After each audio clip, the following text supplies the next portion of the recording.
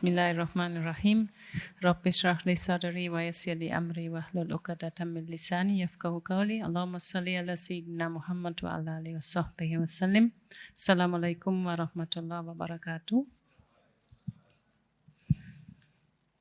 Ya, pertama terima kasih banyak atas kesempatan ini boleh sharing di sini di Masjid Jenderal Sudirman. Itu kesempatan yang luar biasa kenalan dengan jamaah di sini. Saya kira kalau pencarian spiritual itu semua manusia melewati. Tidak ada satupun yang tidak mencari sesuatu yang lebih tinggi, ya, sesuatu yang lebih luar biasa, yang beda dengan dunia dan manusia. Cuma ya manusia beda-beda. Jadi seperti saya tulis di buku saya ini, saya dari keluarga yang memang tidak ada agama. Dan keluarga saya juga tidak percaya sama Tuhan, tidak pergi ke gereja. Kami merayakan Natal tapi karena budaya saja. Itu orang tua saya, ya, ayah saya, ibu saya, yang memang dibesarkan di sistem komunis di bekas Jerman Timur. Ya, jadi mereka memang generasi yang pas mereka lahir di dalam sistem itu, dibesarkan, dididik di dalam sistem itu. Jadi sehingga mereka memang betul-betul diindoktrinasikan, ya, oleh ideologi itu. Mereka juga kuliah di Rusia. Jadi ayah saya kuliah Marxisme-Leninisme. Jadi memang yang paling jadi menjadi memang pastor, ya, Marxisme-Leninisme. Pastornya. Jadi karena itu ya di keluarga tidak ada, ya, tanda-tanda atau doa atau apa. Jadi dari kecil saya sudah merasakan sesuatu yang kurang. Saya kadang ingat, sekarang saya masih ingat, saya tidur, sebelum tidur saya merasakan sesuatu yang susah dijelaskan sebagai waktu masih anak. Saya merasakan sesuatu, saya mau bicara dengan sesuatu itu. Ya, jadi ada seperti mau komunikasi, tapi konsep Tuhan saja kan enggak kenal. Tapi ada sesuatu kok saya merasa mau dekat dengan itu. Biasanya sebelum tidur. Ya, seperti itu. Jadi saya kira orang lahir sebagai Muslim pun harus mencari spiritualitasnya. Ya, walaupun ya Anda semua lahir, ya, rata-rata, ya, sebagai Muslim atau di keluarga Muslim, tetapi ada titiknya Anda mesti mencari juga identitas atau spiritualitasnya. Pasti ada ini titiknya, memutuskan, saya mau ikut atau saya tidak mau ikut. Oke, jadi seperti yang banyak kisah-kisah di buku ini gitu ya, Mbak. Ada yang dia terlahir, jadi spill dikit teman-teman, satu cerita bahwa ada seseorang di sini yang punya nama Muslim, ya, dia punya nama Muslim tapi tidak mengenal tradisi berislam, ya, jadi hanya nama, terus lalu dia mengenal tradisi berislam itu seiring dengan perjalanan. Nah, kalau dari Mbak Aziza sendiri nih, kira-kira dari kisah-kisah yang ada di buku ini yang paling relate dan menyentuh, ya, Mbak, yang paling menyentuh Mbak Aziza sendiri, kisah yang mana nih? Boleh di-spill mungkin ke teman-teman. Sebenarnya semua menyentuh, ya, karena saya sudah seleksi. Iya, salah satu yang saya paling suka itu memang tentang seorang wanita muda yang kebetulan jadi mahasiswi saya waktu di Malaysia, tapi aslinya dari Laos. Laos kan memang negara sampai sekarang agak komunis juga, tapi rata-rata orang di situ di antara Buddhisme sama animisme. Pokoknya mereka didatangkan seorang dai dari Uganda. Uganda kan Afrika, berarti hitam, ya. Dan di situ kan itu kan negara, maaf ya, di Asia Tenggara yang paling terpencil ya. Waktu itu kan orang belum banyak kenal orang asing. Kalau Indonesia kan memang karena di sejarah sudah banyak pedagang yang datang ke sini ya. Jadi sering kenal sama orang asing dari mana saja. Tapi di situ memang beda sekali orang di situ. Jadi wanita itu keluarga yang mereka tinggal memang di kampung, di sebuah kampung, datang orang dai berkulit hitam dari Uganda.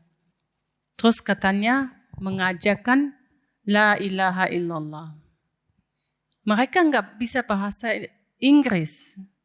Orang dai itu juga nggak bisa bahasa Laos. Tapi bagaimana akhirnya seluruh keluarga itu masuk Islam. Jadi cuma dengan katanya dia melihatkan oke, saya mau wudu. Katanya mau air. Terus wanita itu pikir dia mau mandi. Enggak, ternyata dia bersihkan kan sucikan. Terus dia sholat. Terus mereka lihat kok gini gimana. Terus dia cuma bilang one, only one. Jadi itu saja penjelasannya. Ya, jadi wanita muda itu tanya, karena kita harus paham dia dari budaya Buddhisme, di mana wanita memang tidak sama dengan laki-laki.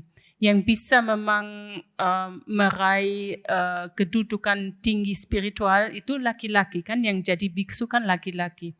Yang memang ada pembantu biksu itu bisa jadi wanita, tapi dia tidak pernah bisa meraih makam yang sama seperti laki-laki. Jadi wanita muda itu tanya, apakah saya juga bisa diterima oleh Allah itu? Itu sampai sekarang saya seperti, kok dia tanya itu ya. Apa Tuhan ya, Tuhan yang memang Maha Esa, Maha penyayang, Maha semua, apakah dia bisa menerima saya? Dia tanya wanita muda itu. Itu memang saya sangat terkesan. Terus ya akhirnya dia juga tentu saja dijelaskannya kamu juga bisa masuk Islam dan kamu juga bisa menyembah Allah seperti laki-laki seperti semuanya. Jadi itu salah satu cerita ya yang sangat terkesan. Ini memang ceritanya ya unik-unik sih kalau aku baca di sini gitu. Itu juga salah satu cerita yang cukup unik juga menurutku, yang hanya satu, Allah itu apa gitu kan dia. Nah itu, tapi masih berhubungan dengan cerita ini ya, kurang lebih mungkin yang menyambung dari cerita ini. Nah jadi kalau bagi Mbak Azizah sendiri nih, kira-kira kan seperti yang sudah ada di buku ini ya, banyak kisah di buku ini bahwa Tuhan tuh membimbing manusia dengan cara-cara yang berbeda gitu ya. Mungkin satu orang dengan orang lain berbeda, pengalaman personal tentu akan berbeda gitu. Kalau Mbak Azizah sendiri melihat bagaimana Mbak Azizah sendiri memahami konsep hidayah gitu ya dalam kehidupan nyata? Taruhlah konsep hidayah gitu. Seperti apa sih? Konsep hidayah. Ya hidayah itu hidayah ya, namanya hidayah. Seperti kurang lebih menggambarkannya gimana gitu. Sebenarnya kan memang semua orang kan punya jalan sendiri. Ada yang pelajari Al-Quran secara teologis bertahun-tahun, terus tetap tidak dapat hidayah. Ada profesor wanita di Jerman misalnya ya, itu kerjaannya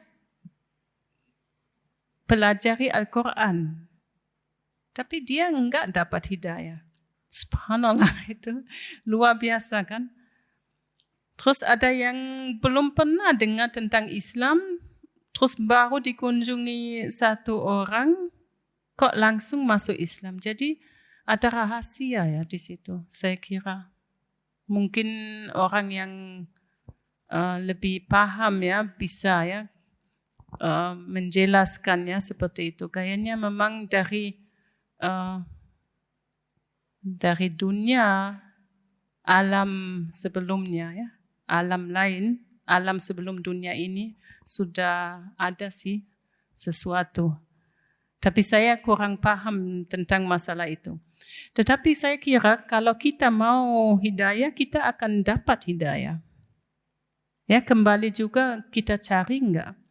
Jadi pernah ada yang menjelaskan ke saya, salah satu guru saya. Jadi kalau hidayah, Allah mau memberi hidayah ke seseorang. Dia pertama kali dia memberi hidayah itu dalam bentuk gunung besar. Nah, kalau manusia pada saat itu dia menerima hidayah dalam bentuk gunung besar, dia akan menjadi muslim yang memang seperti gunung besar. Nah, tapi kalau dia menolak pada saat itu, Allah coba kirim lagi hidayah, tapi dalam bentuk lebih kecil.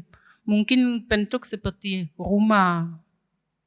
Ya, kalau ditolak lagi, bentuk lebih kecil. Sampai akhirnya bentuknya kecil. Terus kalau tidak diterima, akhirnya Allah tidak kirim lagi hidayah. Jadi itu pintunya sudah tutup. Jadi rahasia itu Allah saja yang tahu. Saya kurang paham tentang masalah itu sesuatu yang gaib memang, yang di luar pahaman kita ya. Kenapa saya sih sebenarnya kenapa kita semua duduk di sini itu sudah dicatat semua. Sebenarnya tadi saya persiapan untuk acara ini, saya mau cerita sesuatu, boleh ya? Boleh sekali Mbak. Saya mau bawa Anda semua ke perjalanan imajinasi 80 tahun yang lalu. Seorang laki-laki yang waktu itu kira-kira 30 tahun wajib ikut militer di Jerman. Terpaksa. Dia nggak mau ikut, tapi dia terpaksa ikut Perang Dunia Kedua. Jadi dia jalan kaki dengan kelompok militer itu, jalan kaki ke Paris dari Jerman. Itu jauh. Itu jauh. Mungkin 2000 kilo ya, mungkin lebih. Bisa tanya di Google. Terus mereka sampai ke Paris, mereka balik lagi.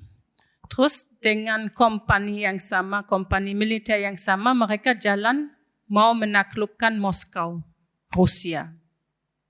Jalan kaki juga. Nah, di situ kan itu musim dingin yang luar biasa dinginnya.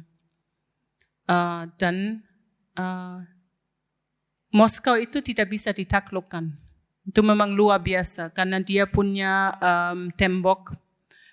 Jadi akhirnya militer Jerman itu harus menyerah karena dingin dan karena lapar, nggak ada makan, sudah habis. Jadi mereka balik, tapi yang bisa selamat sampai ke Jerman itu cuma satu laki-laki itu dari seluruh kompaninya.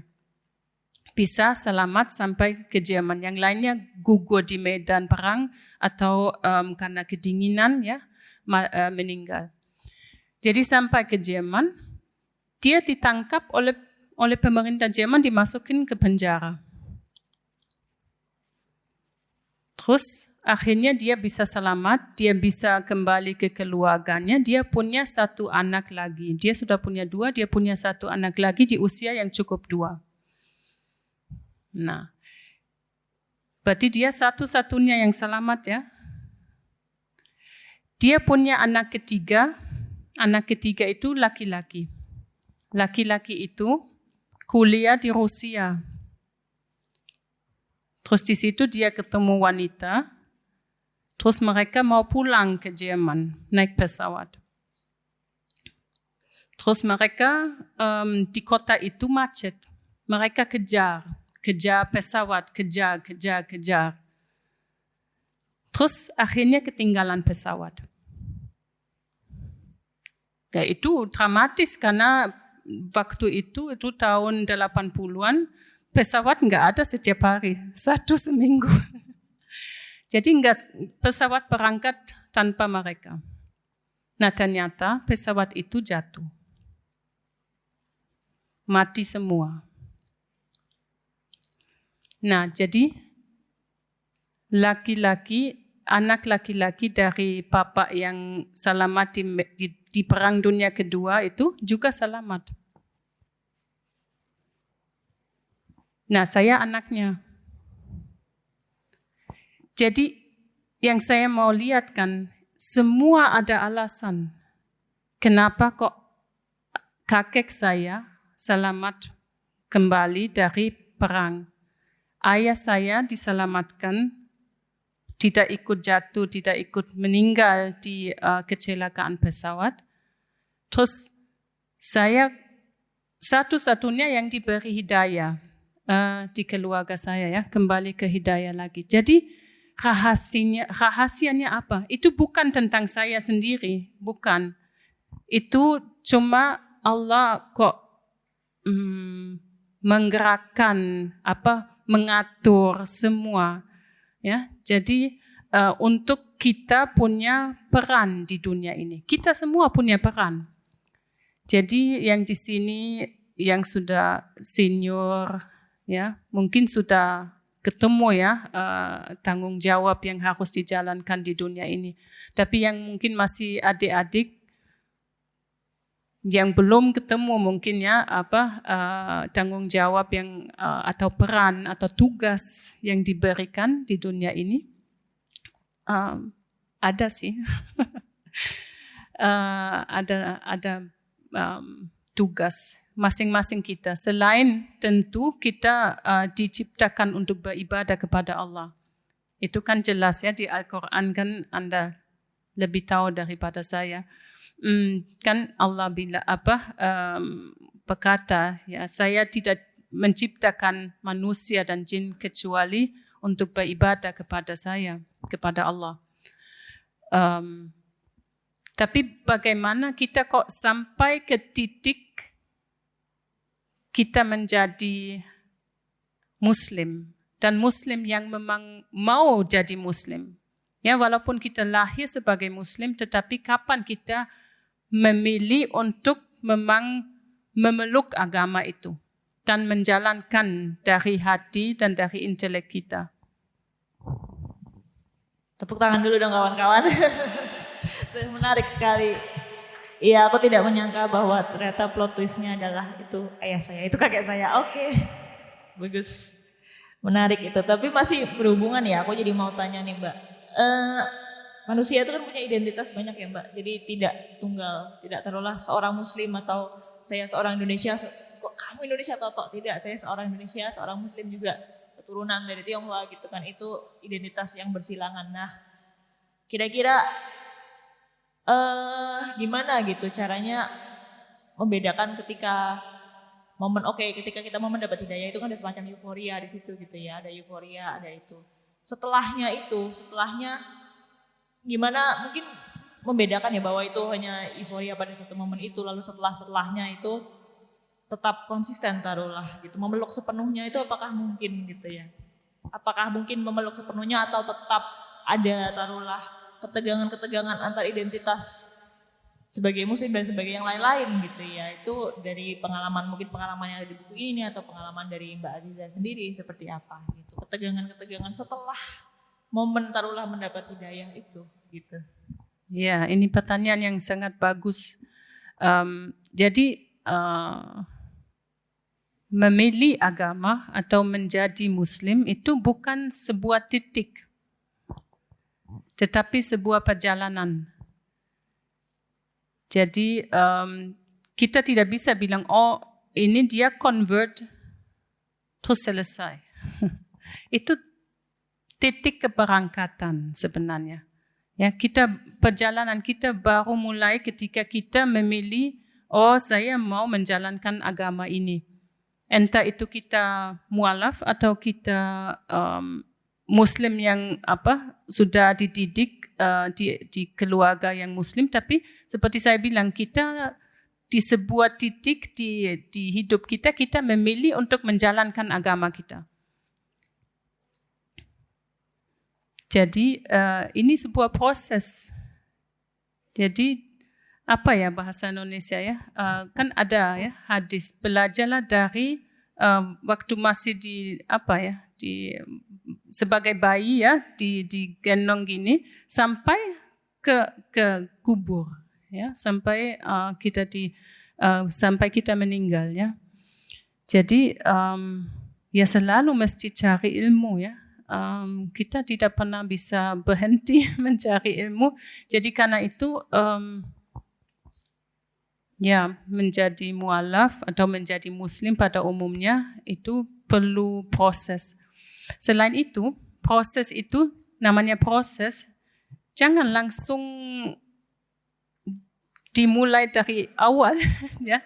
Jadi saya pernah ketemu satu wanita di Jerman, kasihan sekali. Jadi sebenarnya dia mau reconvert saya ke dari Islam ke dia Kristen apa. Katanya saya dulu saya masuk Islam katanya. Tapi sekarang saya sudah keluar lagi, saya masuk Kristen sekte apa. Oh iya. Ya dulu katanya saya sampai pakai nikab segala macam. Nah gitu masalah kamu dalam hatiku. Soalnya terlalu cepat. Jadi dia langsung mau semua dikerjakan semua, itu bisa stres. Ya, jadi mungkin tergantung orang, tergantung manusia. Ada yang bisa langsung sholat 5 kali, ada yang perlu proses. Ya, kalau dari 0 sampai 5 itu berat.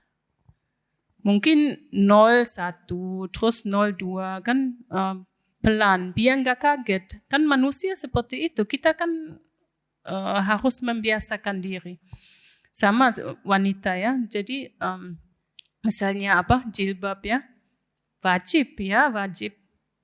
Tapi tetap harus lihat konteks seseorang. Apakah dia bisa menjalankan di lingkungan dia atau nanti malah dia dapat masalah yang besar. Saya nggak bilang jangan pakai jilbab, enggak. Tetapi kadang manusia perlu proses. Dan proses itu kan memang masing-masing individu ya, prosesnya perlu kita memahami setiap manusia ya, dengan rahmah ya, dengan empati. Oke, kita sebelum masuk ke sesi tanya jawab nih, mungkin kalau dari Mbak Aziza sendiri ada yang ingin disampaikan terkait buku ini gitu ke teman-teman, ada lagi cerita atau apa tentang buku ini gitu yang mau disampaikan, yang perlu disampaikan ke teman-teman gitu mungkin. Atau mau dibacakan satu cerita? Oh, kalau berkenan gimana Mas? Boleh, oke. Jadi saya kira salah satu yang unik di buku ini itu menekankan akhlak kita sebagai Muslim. Jadi apa saja yang kita lakukan, apa saja yang kita kerjakan bisa ada efek kepada orang lain. Dan kadang kita kurang sadar ya kayaknya bahwa mungkin senyum kita memang sedekah, seperti di hadis, sedekah, tetapi sebenarnya bisa menyebabkan sesuatu yang jauh lebih besar. Atau mungkin ya satu cerita ini laki-laki muda ya, ABG diundang oleh temannya ke rumah makan-makan. Itu kalau di budaya Jerman sesuatu yang aneh. Biasanya kalau budaya Jerman, kalau anak kita bawa teman pulang, biasanya kita suruh pulang, teman itu kita suruh pulang sebelum makan. Jadi dia nggak mungkin makan sama kita. Memang gitu budayanya. Kadang kalau teman itu belum bisa pulang, memang ada, subhanallah. Jadi dia tetap tunggu, keluarga itu makan, teman itu tetap nggak makan. Memang gitu. Jadi memang ya budaya ya.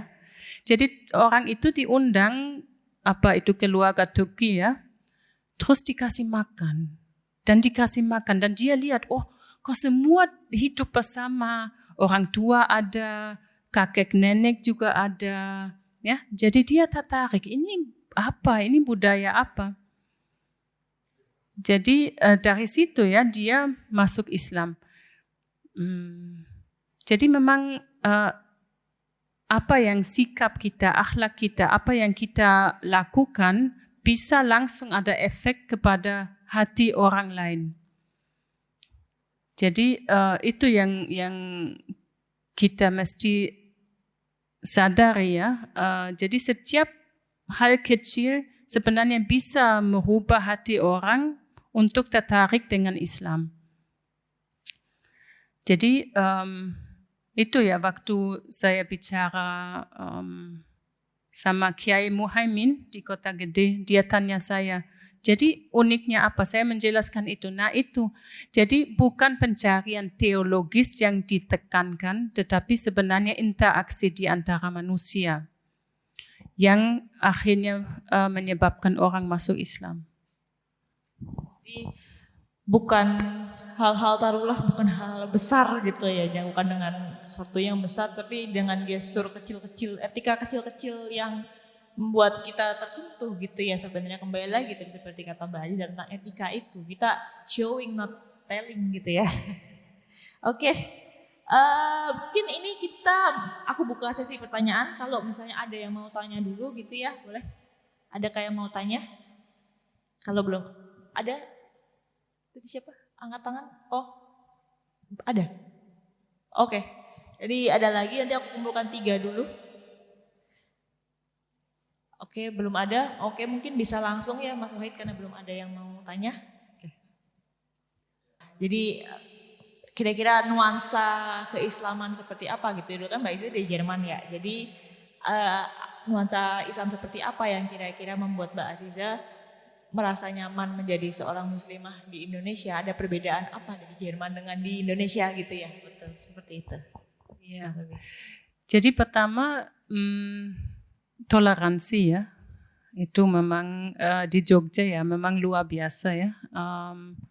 Dan bukan hanya toleransi tetapi menerima sebenarnya ya. Lebih ke situ. Kalau toleransi kan ini punya kamu, tapi sebenarnya menerima ya sesama yang lain. Jadi itu salah satu yang memang saya sangat menghargai di Jogja. Kalau di Jerman memang kadang memang tidak mudah jadi muslimah ya, karena memang sangat jelas kalau kita berhijab. Memang sangat jelas. Sebenarnya itu ya mengalir ya pikiran. Maaf. Jadi dulu waktu saya baru masuk Islam, itu kan sebelum perang Syria. Jadi masih sedikit sekali orang Muslim di Jerman. Ya. Jadi memang di publik sedikit yang pakai hijab. Jadi saya memang 2 kali dianggap memang suster ya. Iya. Iya, biarawati. Jadi ditanya, ini dari apa gereja apa? Oh, saya bukan, ini saya Muslim. Shock mereka. Jadi jadi dulu itu malah lebih mudah. Kalau di sini memang yang saya suka ya, mungkin dibandingkan negara Muslim lainnya. Kehormatan terhadap wanita ya, dan jadi wanita itu biasa ke masjid ya, biasa ada ruang untuk wanita ya. Kalau beberapa masjid di Jerman yang punya toki, tempatnya untuk wanita hampir tidak ada dan sangat kecil ya. Jadi itu memang ya di Malaysia juga, tapi di Indonesia juga ya. Jadi tempat untuk muslimah beribadah itu sangat luas biasanya dan sangat bagus. Dan biasa wanita keluar berinteraksi.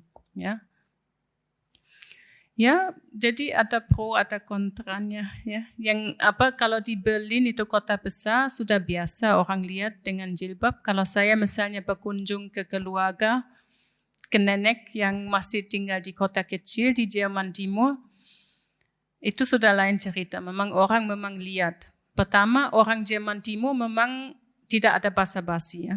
Kalau dia nggak suka, dia kasih tahu. Itu memang beda dengan orang Jerman Barat. Mereka masih ada bisa agak sopan ya. Kalau Jerman Timur ceplas. Jadi orang lihat memang dengan mata yang tidak enak dilihat. Saya dipandang tidak bagus. Tetapi saya itu yang penting ya, mungkin tipsnya ya untuk siapa tahu, siapa perlu. Saya tidak menerima itu salah saya. Itu kan bukan salah saya pribadi. Ya, jadi saya tetap coba. Saya sapa, selamat siang, saya senyum, saya bicara. Nah, ketika saya bicara, mereka seperti shock. Mereka seperti, loh, Anda bisa bahasa Jerman? Iya. Oh, Anda dari sini? Iya. Jadi mereka karena pakai hijab, mereka anggap orang asing. Padahal mukanya kan jelas bukan orang asing. Tapi ketika saya coba untuk melewati dinding yang mereka bangun dinding kan, kalau mereka lihat seperti jelek kan, seperti mau makan orang. Tapi saya tetap senyum dan ajak bicara, itu bagus. Jadi akhirnya mereka tidak lihat lagi, ada pakai jilbab, nggak lihat lagi. Berarti aku jadi penasaran.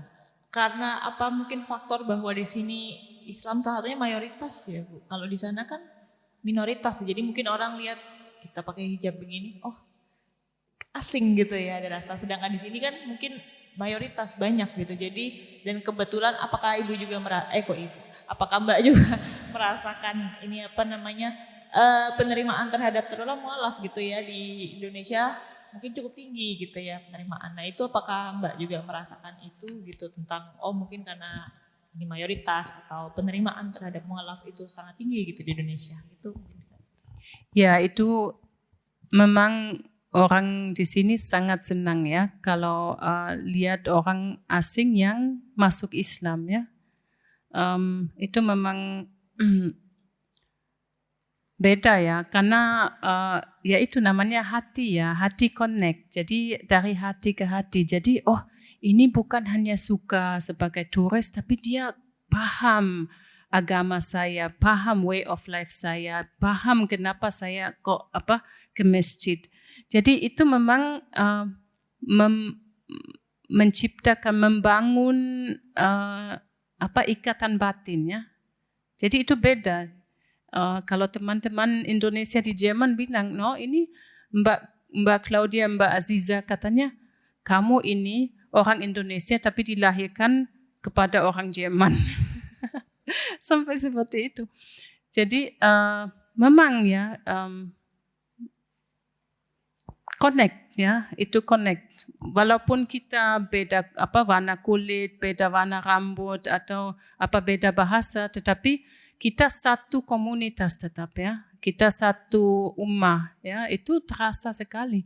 Jadi dan itu bukan hanya di Indonesia, tapi kemana saja kita pergi. Saya alhamdulillah 3 tahun yang lalu saya alhamdulillah diberi kesempatan untuk umroh. Dan di situ ada orang dari mana, Uzbekistan, Kazakhstan Jadi dia lihat saya gini, doa. Saya doa. Jadi katanya, dalam hatiku berarti dia minta doa saya, terus dia doakan saya. Oke. Katanya 1, 2, 3. Jadi ya udah ya kita ikut. Jadi caranya kan budaya gitu dengan sikapnya kan beda. Jadi kita coba tapi ini kok saudari saya. Dia minta saya doakan walaupun saya enggak kenal, tapi kok terasa connect. Oke, menarik. Doa. Ngitung 1, 2, 3. Menarik itu karena memang perbedaan bahasa gitu ya Mbak.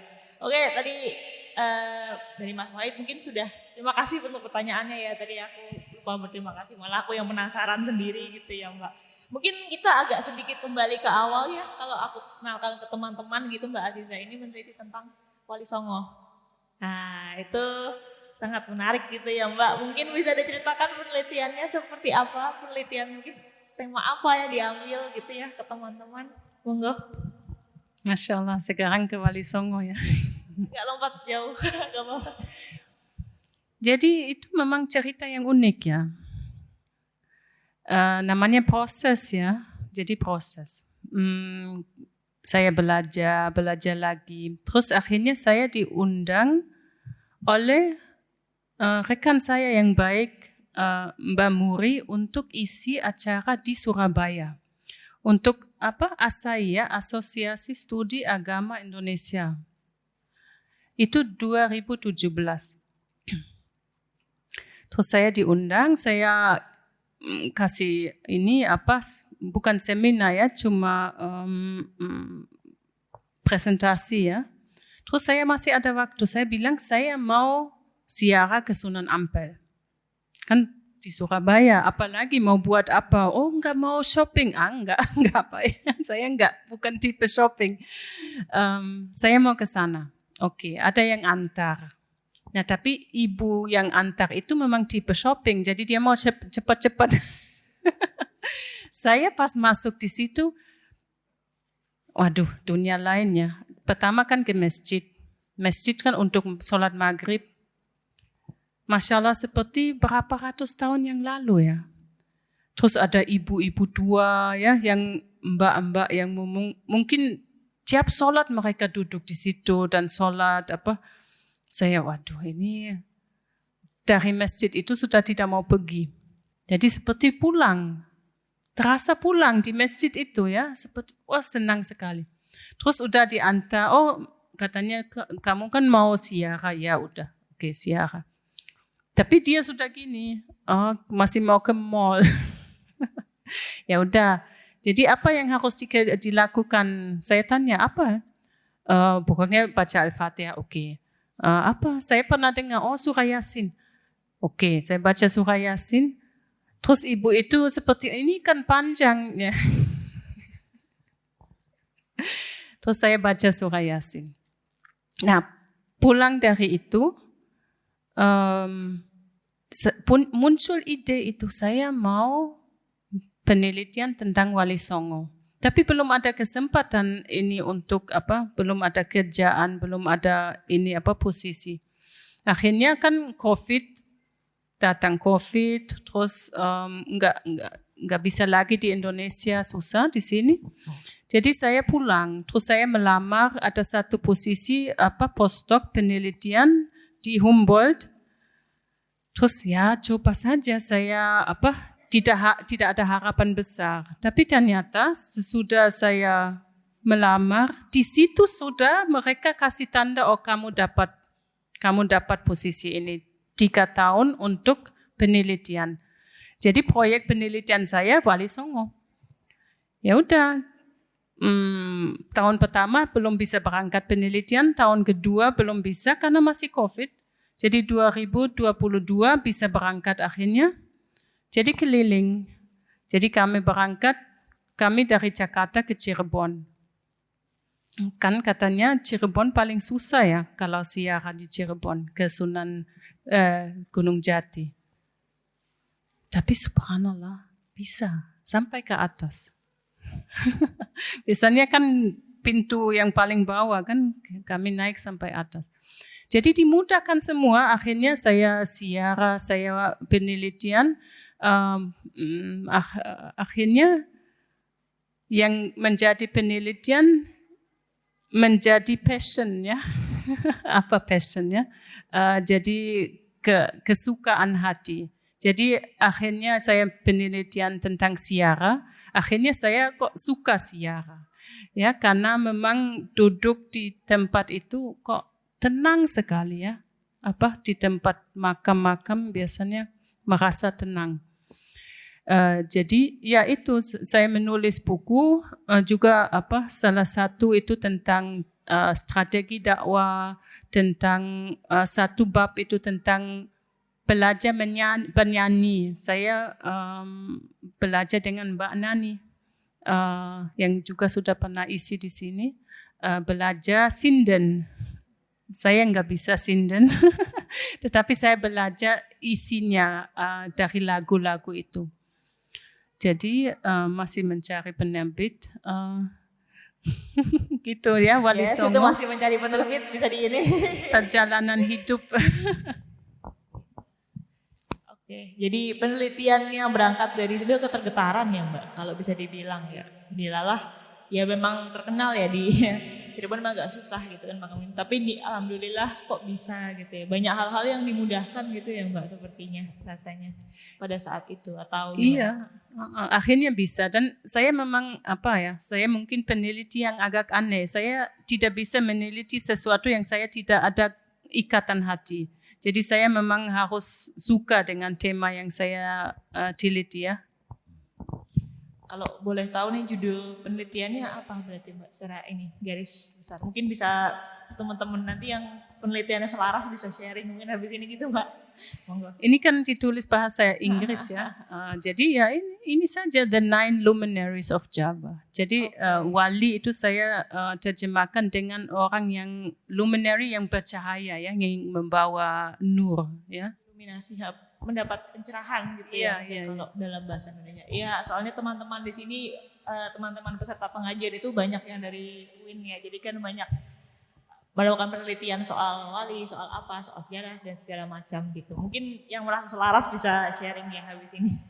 Oke, mungkin aku akan buka sesi tanya jawab lagi buat 3 penanya. Mungkin yang mau bertanya bisa monggo. Assalamualaikum, perkenalkan nama saya Firdaus Akmal. Kegiatan saya freelance photographer. Saya izin bertanya, bagaimana menumbuhkan kebahagiaan dan keindahan atau keyakinan yang dalam tentang Islam? Karena saya rasa terkadang bagi saya yang lahir Islam, kadang malah tidak menemukan keindahan itu sedalam mbaknya. Boleh saya minta saran untuk menemukan itu bagaimana? Atau perjalanan mbaknya sendiri bagaimana? Terima kasih banyak.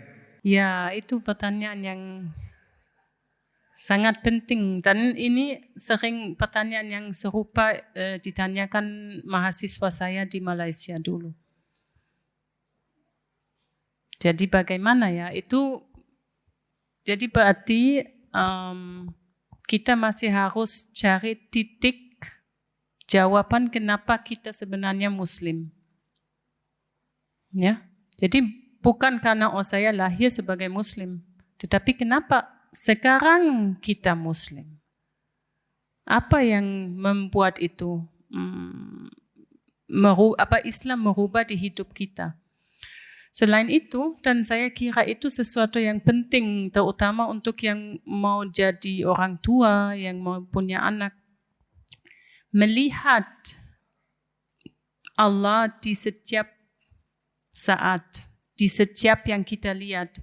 Dan itu memang bisa kita melatih diri. Jadi misalnya kita lihat sebuah bunga yang cantik. Siapa yang ciptakan bunga itu? Allah. Jadi kita bisa merasakan itu sang pencipta kok bisa membuat bunga secantik ini. Atau kalau hujan deras, itu ya saya kan di Jerman gak pernah hujan deras itu. Allahu Akbar ya, itu memang luar biasa. Dan itu cuma hujan. Cuma hujan. Jadi kita harus melatih rasa kagum. Ya, rasa kagum atas ciptaan Allah. Ya, jadi bagaimana Allah ciptakan semua. Jadi insya Allah di situ kita bisa menemukan kemanisan Islam. Selain itu kan ada ya perikata di bahasa Jawa ya. Cinta muncul dari kebiasaan, betul enggak? Peribahasa weting tresno jalarana saka kulino. Jadi cinta muncul dari kebiasaan. Jadi kalau kita biasa misalnya zikir, mungkin kita mesti ada wirid ya. Kita mesti ada zikir yang kita lakukan, kita kerjakan setiap hari. Atau sholawat.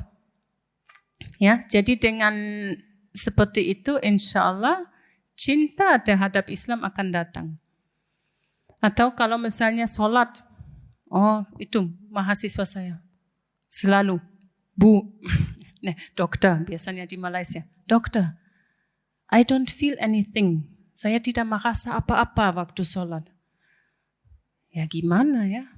Jadi saya kasih tugas, coba kamu ketika sholat sendiri ya, kalau di masjid agak susah kalau jamaah. Kalau sholat sendiri, ketika sujud, kamu jangan bangun dari sujud sampai kamu merasakan sesuatu.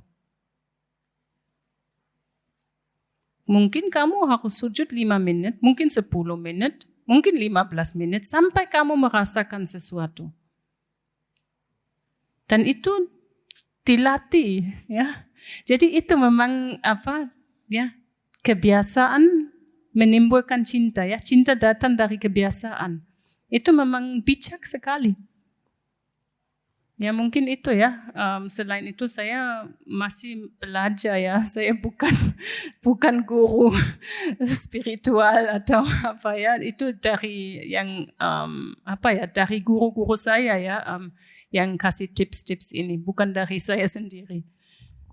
Makasih ya Mbak. Terima kasih ya pertanyaan ketenangannya. Ketenangan, iya itu dari dalam atau? Saya kira kalau kita lihat orang tua di sini, kita bisa belajar ketenangan. Mereka apa saja, mereka susah payah berjualan, susah payah mungkin mendidik 10 anak. Tapi kok kalau kita menghadapi mereka, mereka terasa tenang. Hatinya tenang. Kan kita bisa merasakan ya. Kalau seseorang seperti nervous atau selalu cari dalam kondisi yang tidak baik. Tapi itu yang saya walaupun mungkin tidak bisa, saya yang tidak bisa bahasa Jawa, saya tidak bisa ngobrol dengan ibu-ibu tua di masjid di Surabaya. Tapi saya merasa mereka tenang. Dan ketenangan mereka memang seperti ketenangan abadi ya. Mereka memang senang dengan apa yang diberikan oleh Allah. Itu ya. Termasuk saya ya. Kita masih harus belajar ya, menerima apa yang diberikan Allah kepada kita. Baik yang baik dan yang tidak kita anggap tidak baik.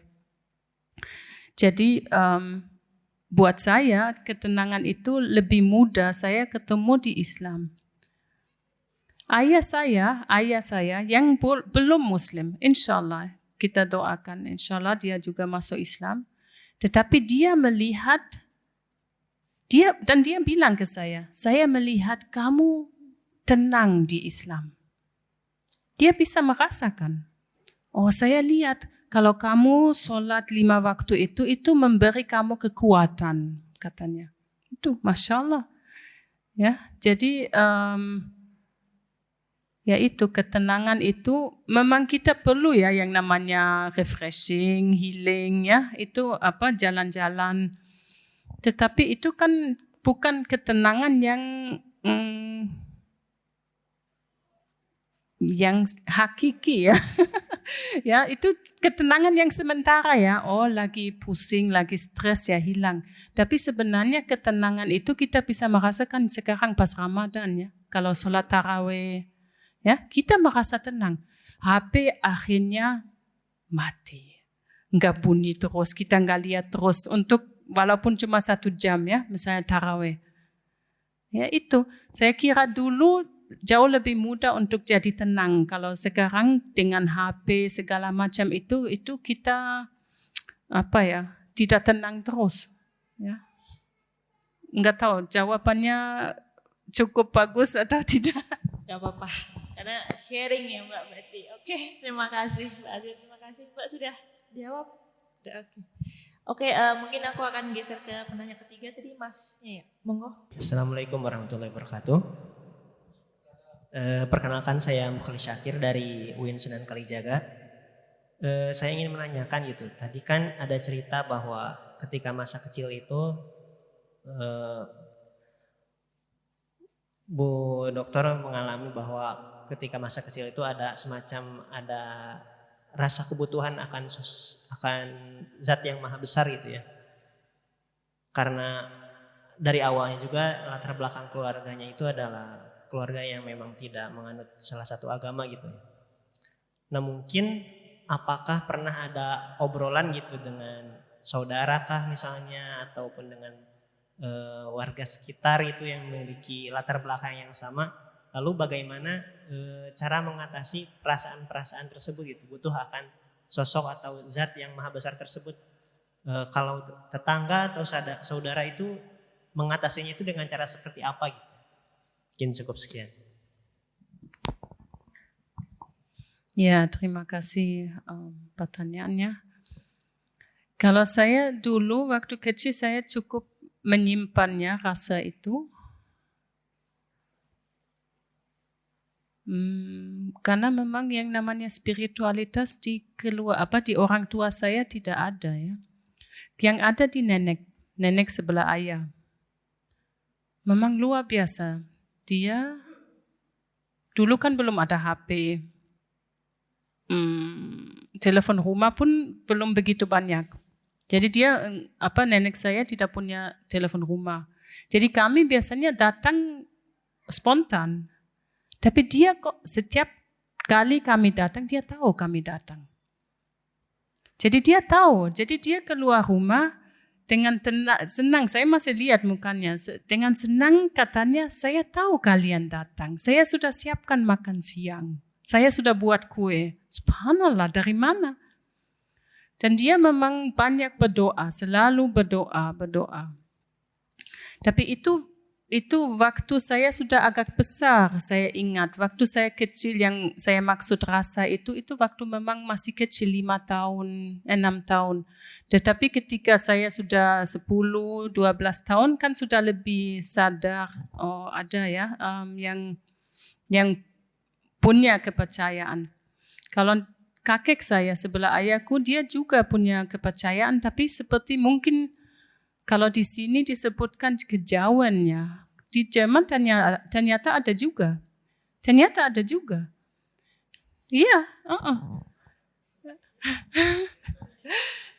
Jadi agama yang sebelum Kristen datang.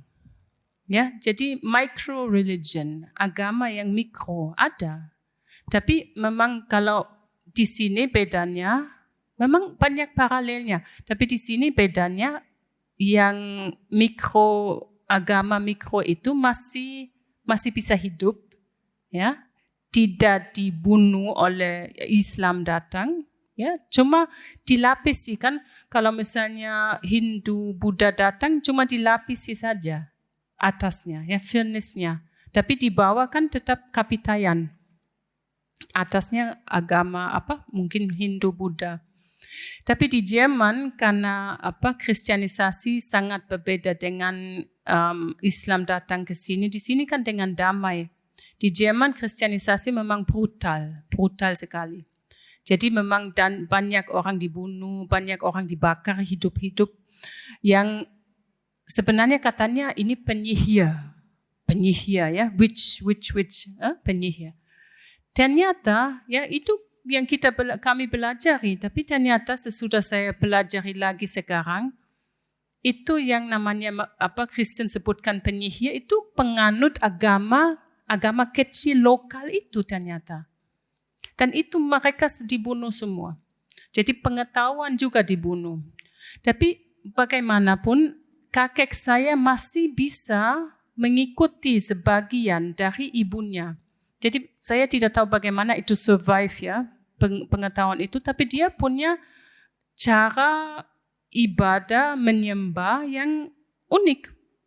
Dia berdiri di bawah pohon, terus dengan tangannya dia naikin, macam gerakan sholat tapi beda. Ya, terus dia bacakan yang nggak tahu kata apa, kata-kata yang bukan bahasa Jerman. Jadi ya itu, tapi itu muncul sesudah saya agak besar. Waktu kecil tidak ada dan saya tanya misalnya, oh mama ini tetangga kok pergi ke gereja? Nein katanya, tidak, kita enggak pergi ke gereja katanya. Ini bukan untuk kita. Ya, jadi begitu. Menarik. Jadi agama-agama kecil itu masih ada bahkan di Jerman yang katanya sangat-sangat beragam gitu ya. Sebenarnya di mana-mana. Itu untuk yang mahasiswa mungkin menarik. Jadi ada satu peneliti pendeta Katolik sudah hampir 100 tahun yang lalu. Jadi dia menulis 12 jilid yang gini, bertebal, tentang Urreligion. Ur itu seperti yang kuno, jadi agama-agama kuno. Jadi yang dia hasil dari penelitian itu katanya setiap komunitas kecil yang bukan sivilisasi ya, komunitas kecil yang misalnya seperti di hutan, di pendalaman, jadi yang tidak punya struktur pemerintahan. Mereka semua percaya kepada Yang Maha Esa. Cuma mereka punya kata-kata lain. Jadi semua percaya kepada Tuhan Yang Maha Esa. Itu luar biasa. Tentu di atas tauhid, kepercayaan tauhid itu ada lapisan-lapisan akhirnya ya. Ada mungkin mereka juga bukan menyembah tapi mengagungkan leluhur misalnya ya, ada seperti itu. Tapi ya kita harus hati-hati dengan kata menyembah dan kata menghormati ya. Kadang itu kalau orang orientalis suka mencampur. Jadi katanya, oh ini orang menyembah pohon. Itu kalau bahasa Jerman Quatsch, itu tidak ada dasar. Itu yang namanya menyembah pohon itu menghormati pohon ya, mungkin ya. Menghormati pohon sebagai saudara seciptaan ya, bukan menyembah pohon. Jadi itu penting sekali kalau ya untuk mahasiswa kita tahu kalau kita baca karya-karya orang barat, walaupun yang baru, mereka kadang ya seperti itu, suka dari animisme ke panteisme ke monoteisme. Padahal di Islam enggak seperti itu. Yang pertama itu monoteisme, tauhid, itu yang pertama. Baru itu dicampur, diganti di apa. Tapi monoteisme yang paling utama. Dan yang menarik di karya namanya Wilhelm Schmidt. Di karya itu kan sebenarnya walaupun dia enggak kasih tahu, tetapi cocok dengan worldview Islam. Jadi dengan pandangan Islam, karena kan kita percaya Allah kirim 124.000 nabi, ya. Kepada semua penduduk dunia atau hampir semua. Jadi tentu mereka tahu tentang Tuhan Yang Maha Esa, walaupun di pendalaman. Oke, terima kasih Mbak Aziza, terima kasih Mas. Oke, ini karena sudah mau ya mulai menjelang buka ya ini. Aku mungkin akan kembali lagi ke buku ini ya Mbak Aziza. Oke, seperti tadi yang Mbak Aziza omong di awal, garis besar yang ingin disampaikan buku ini, kalau aku tidak salah ya, berarti tentang etika kan ya. Etika bagaimana kita tidak perlu menunjukkan gestur makro untuk ini ya, untuk apa, tidak terlalu heboh, tapi cukup dengan gestur-gestur mikro yang meneduhkan gitu, makanya orang bisa mungkin tertarik menjadi muslim atau tertarik bergabung seperti itu ya. Nah, ketika buku ini nih diterbitkan mungkin di Amerika gitu ya, pertama kali dalam bahasa Inggris, respons di sana seperti apa? Apakah mereka merasa ada satu kebaruan atau seperti apa? Bisa diceritakan mungkin respon di sana? Ya, terima kasih. Jadi responsnya cukup bagus. Rata-rata orang suka ya, karena kalau cerita mualaf biasanya seperti obat untuk hati ya.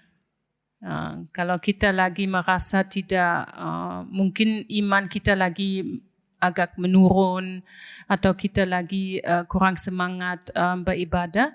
Jadi cerita-cerita mualaf memang bisa memberi kita semangat lagi untuk beribadah, untuk solat, untuk bersyukur kita ini jadi Muslim.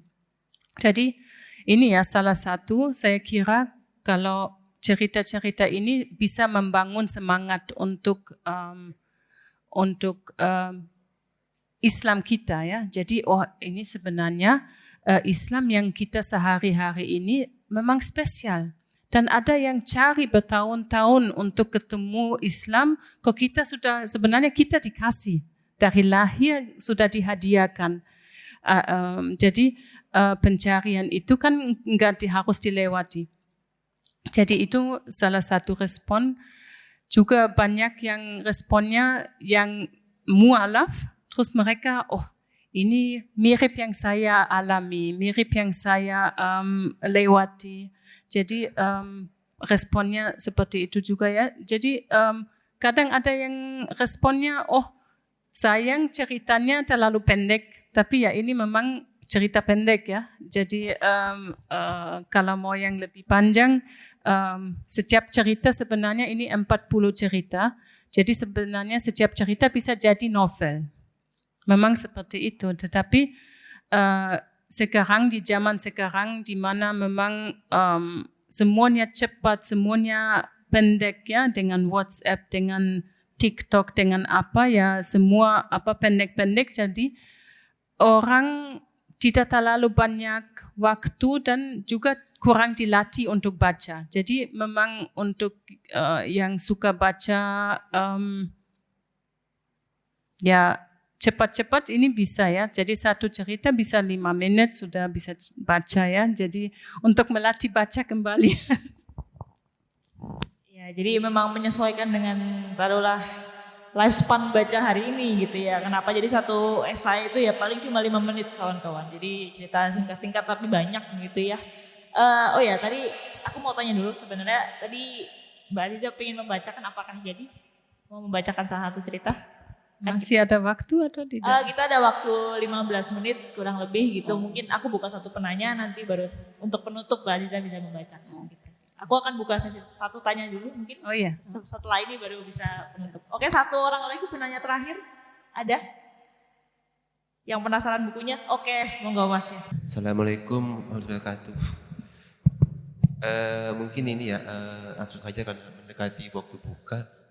Pertanyaan saya adalah, saya pernah diskusi sama teman. Di situ menjelaskan tentang istilahnya itu kalau dalam filsafat agama itu mysterium transcendum, misteri akbar gitu, a big mystery. Nah itu sesuatu manusia yang menjumpai misteri itu, jadi dia merasa ada kekuatan gaib yang begitu dahsyat menghampiri dia sampai-sampai kemampuan dia untuk menerima itu tidak mampu dilogikakan, dibahasakan dengan bahasa pada umumnya. Nah pertanyaan saya adalah ketika berjumpa dengan Islam dan mu'alaf, apakah mengalami hal sama seperti itu juga?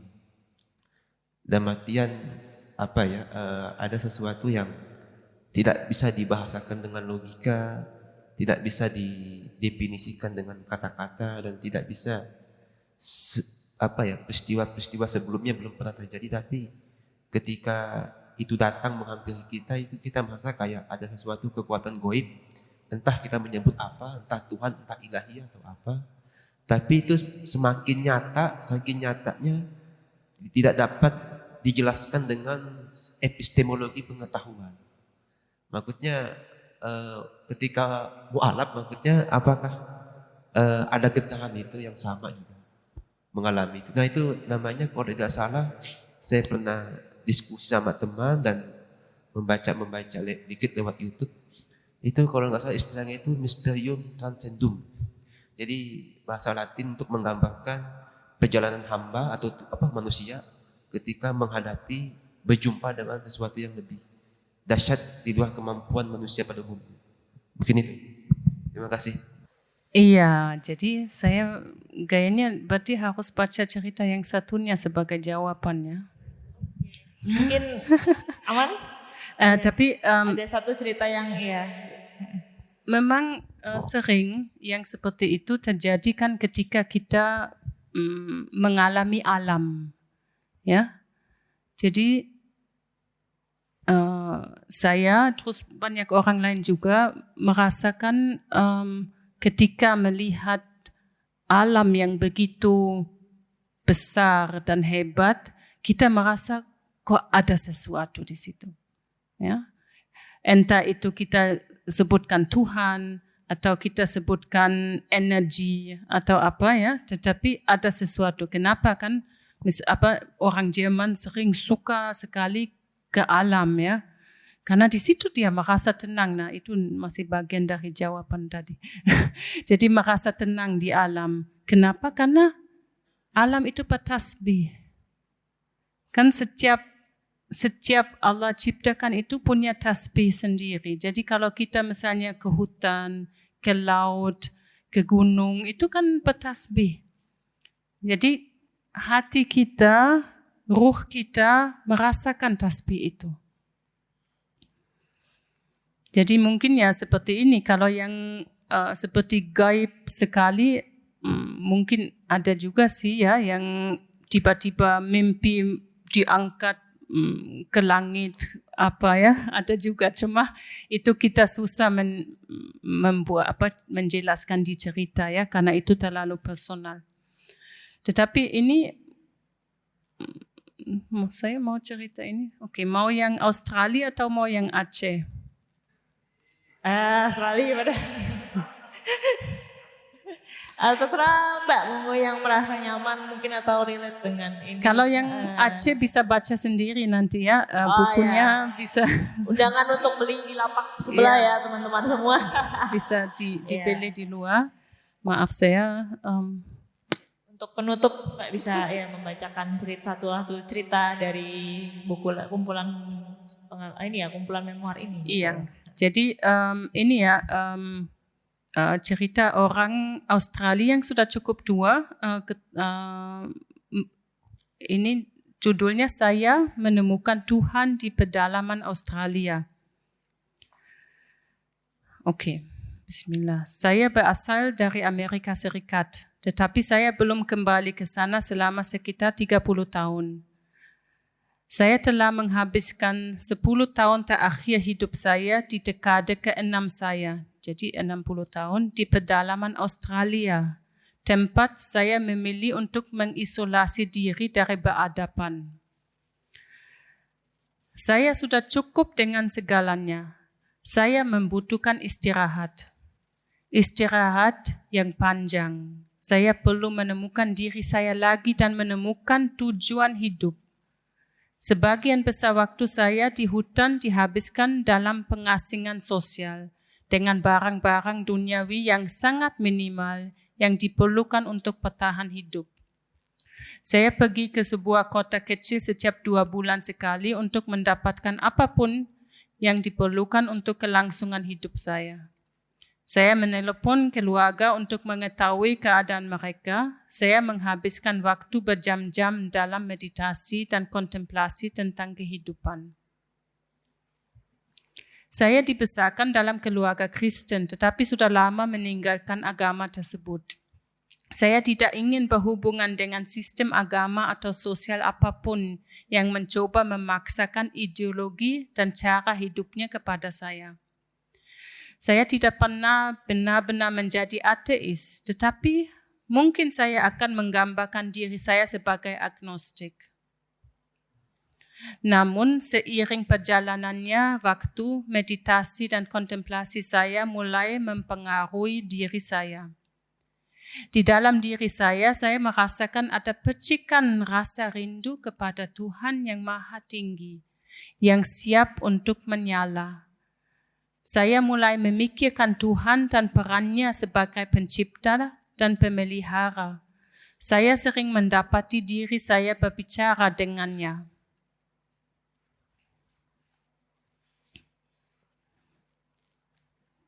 Kemudian pada salah satu kunjungan saya ke Beadaban, saya memutuskan untuk memeriksa akun email saya.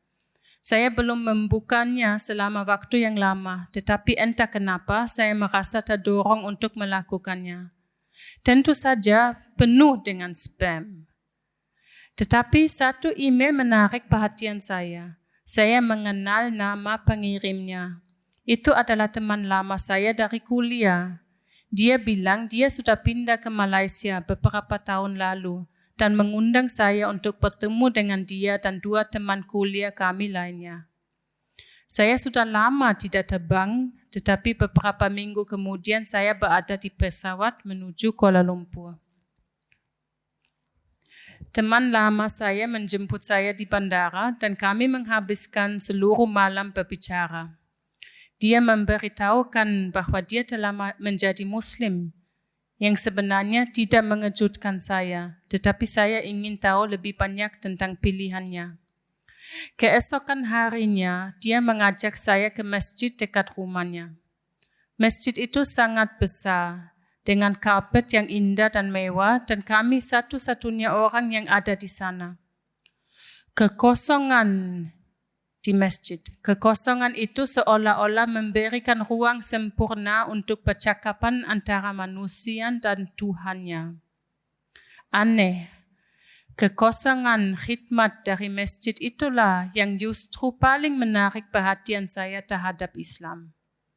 Terisolasi dari dunia, bebas dari peradaban, meskipun mewakili salah satu peradaban paling berpengaruh di dunia. Nah, ini sekarang dia bicara seperti jawaban tadi. Saya rasa Tuhanlah yang menggerakkan hati saya. Nah, itu sering. Tuhan yang menggerakkan hati. Menjadi Muslim adalah hal yang paling alami untuk dilakukan saat itu. Saya memberitahu teman saya bahwa saya ingin memeluk Islam. Dia hanya tersenyum dengan penuh pengertian.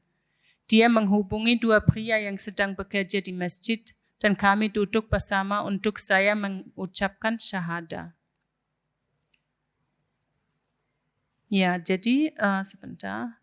Jadi menjadi Muslim adalah langkah alami berikutnya setelah hidup saya yang terpencil di pedalaman Australia.